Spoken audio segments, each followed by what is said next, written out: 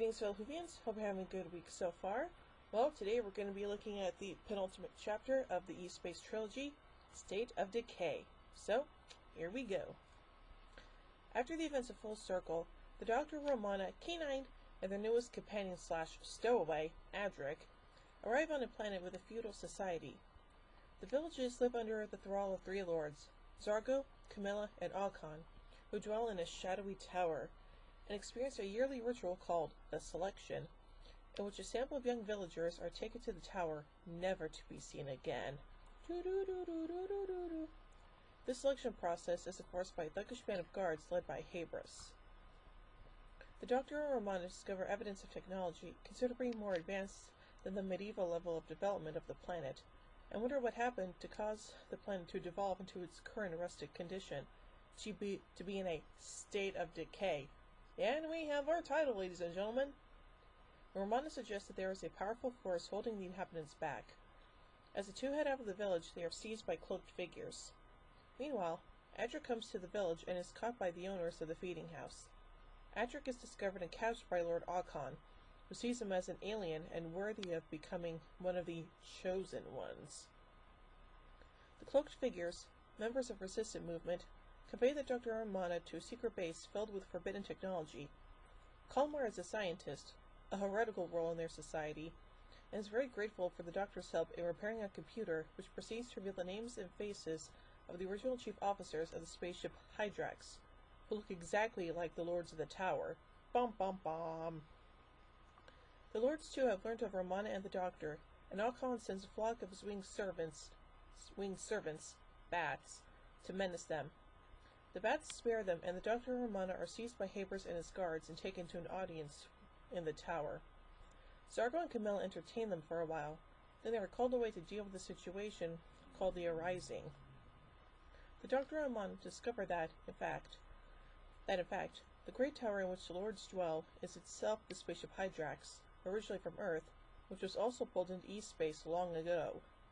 Interesting. The Doctor and Romana discover rows of drained corpses, while the craft's fuel stores are full of blood. Ugh. Talk turns to vampires, and the fact that nearly every inhabited planet has at least one legend about them. They find an amphitheater, its floor pulsing to a loud heartbeat. It is there that Lord Alcon greets them, inviting them to become the first of the new servants of the Chosen Ones. When they refuse, Alcon tries to ensnare the Doctor. Romana saves him, but before they can escape, Zargo and Camilla find them, and they are taken as future meals for the Great One. Well, that's not good. Meanwhile, the Doctor has deduced, by playing personal subconsonant shifting, that the current Lord's names are a corruption of the original crew's names, i.e., Sharky became Zargo, Macmillan became Camilla, and O'Connor became Alcon. How do you get Zargo from Sharky? That doesn't make any sense. Thus the Doctor realizes that the three Lords are not descendants, but members of the original crew themselves, mutated into vampires, while the subjects beneath them are the descendants of the other colonists, made dull and primitive by over 20 generations of breeding and oppression. Rude. He is reminded of ancient Time Lord stories of the great vampires, ancient enemies of the Time Lords. He deduces that the great vampire escaped destruction at the hands of the Time Lords by somehow retreating into E-space, and managed eventually to gather enough power to pull the old Earth ship into this universe, corrupt the main crew, and use the colonists for his own ends. Meanwhile, a rebel called Tarak infiltrates the tower, freeing the Doctor and Romana. The Doctor returns to the TARDIS, while Romana stays with Tarak to search for Adric. As they try to snap Adric out of his trance, they unknowingly awaken Zargo and Camilla. Tarak is killed by Zargo, but the blood of the dead will not satisfy either of the Lords.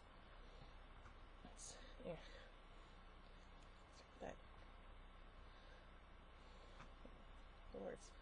Adric throws a knife at Zargo, but pulls it out and heads for Romana while Camilla advances on Adric.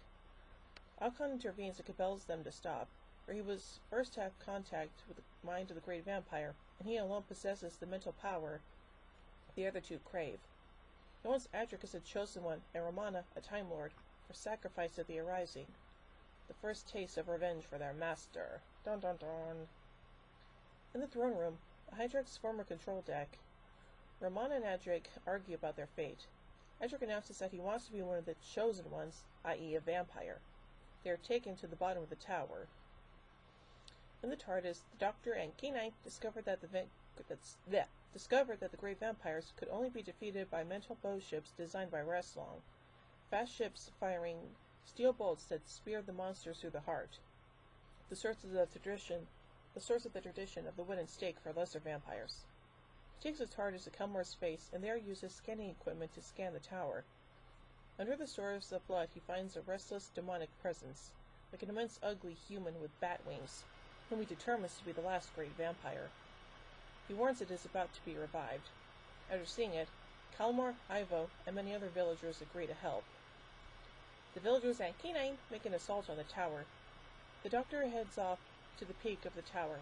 Inside, Edric reveals he was faking his joining the Lords to arrange an escape, but is unable to attack Alcon and free Romana.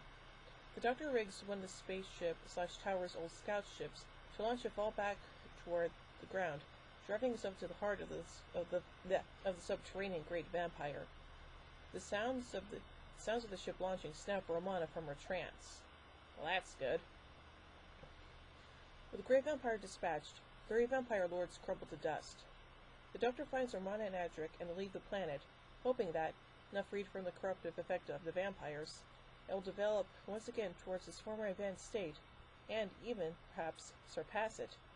Yeah, well, we can only hope, can we? Anyway, let's add some production notes of the story.